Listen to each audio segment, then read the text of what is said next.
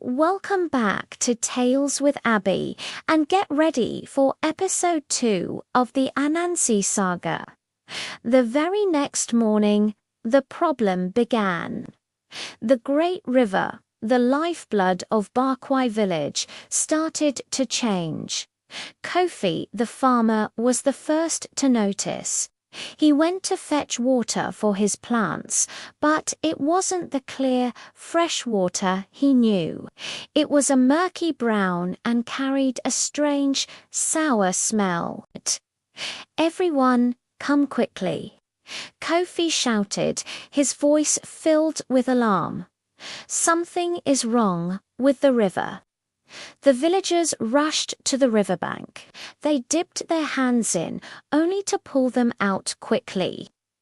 The water felt slimy and left a sticky film on their skin. Old Mama Amma, trying to take a sip, spat it out instantly. "It tastes like old leaves and bitterness," she cried. Chief Otu's face was etched with worry. "Without clean water, our crops will wither. We will have nothing to drink, and our animals will fall sick." Panic began to ripple through Bakwai. Fear was in everyone's eyes as they stared at the contaminated water, utterly lost. Kwuku Anansi stood among them, the white feather from the spirit hidden in his pocket. He felt it grow warm against his leg. He knew this was the new trouble the Sasabonsum had warned him about, and he knew he had to act. He walked along the riverbank, moving away from the crowd, his eyes scanning the water intently. He saw fish gasping at the surface, desperate for air. The usually noisy frogs were eerily silent. He followed the river upstream into the dense, dark part of the forest. After a long walk, he reached a section of the river he'd never seen before.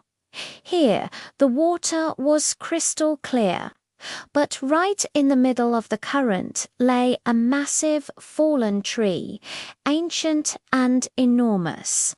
It was covered in a thick, green, slimy moss that was dripping a foul brown liquid into the water, poisoning it for the entire village downstream. A flicker of hope ignited in Anansi. "This is easy," he thought. "I'll just move the tree." He pushed with all his might, his muscles straining. But the tree was a giant. It didn't budge an inch. His usual cleverness was useless here. He needed a strength he simply didn't possess. He remembered the spirit's words. "You will need wisdom." He sat by the clean water and thought, who was the strongest person he knew? Kofi, the farmer, could carry huge baskets of yams, but even he couldn't move this tree alone. Then an idea struck him. It wasn't a tricky, clever idea. It was a wise one. He wouldn't do it alone. He would ask for help. He would bring the whole village together. He ran back to Bakwai as fast as he could. The villagers were still gathered by the dirty river, their faces full of despair. "Everyone, listen, Anansi," shouted breathless. "I found the problem. A giant tree has fallen and is poisoning the water. But we can fix it. If we all go together, if we all push together, we can move it." The people looked at him. They saw the honest hope shining in his eyes.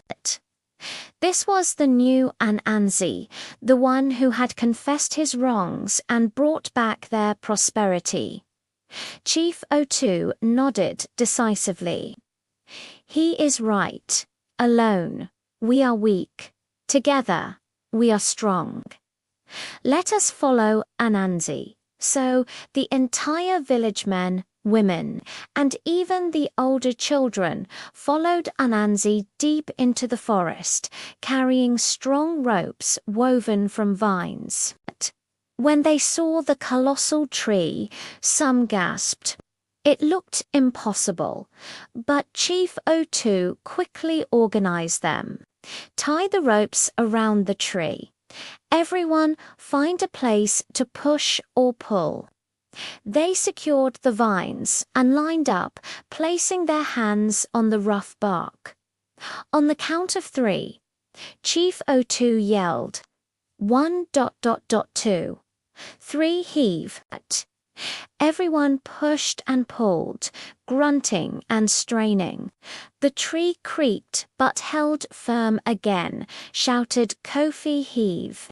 They heaved again, their muscles burning. Anansi pushed harder than anyone, his face red with effort, doing this not for himself, but for everyone. This time the tree groaned loudly. It shifted. It's moving. A small child cried out. With one final, collective, monumental push, the great tree rolled away, moving out of the river and onto the bank. Instantly, clean fresh water began flowing downstream, flushing the dirty water away. A great cheer erupted in the forest. The people of Bakwai hugged each other and danced, celebrating their shared victory. Where the tree had been, something glittered in the mud. Anansi bent down and picked it up. It was a smooth, black stone shaped like a heart, warm and powerful in his hand. As he held it, the voice of the Sasabonsum whispered on the wind. You used wisdom, Kwuku Anansi. You united the village. The heartstone you hold is a token of that unity. But guard it well, for its power is something others will covet. Anansi slipped the stone into his pocket next to the white feather. He felt proud, but also a new weight of responsibility. He looked at the happy, cheering villagers and smiled. He was truly a part of them now. But that night, as Bakwai slept, a shadow watched Anansi's hut from the edge of the forest. It wasn't the spirit. It was a man from a neighboring village, a man named Bonsu. He had heard whispers of a powerful stone and had seen Anansi find something in the riverbed. Greedy and ruthless, Bonsu wanted the stone for himself. He crept closer, his eyes gleaming in the dark. The peace of Bakwai was about to be broken once again. Thank you for joining me for this chapter. What will Bonsu do? What power does the Heartstone truly hold? Find out next time. Don't forget to like, subscribe, and hit that notification bell so you don't miss a thing. See you in the next story.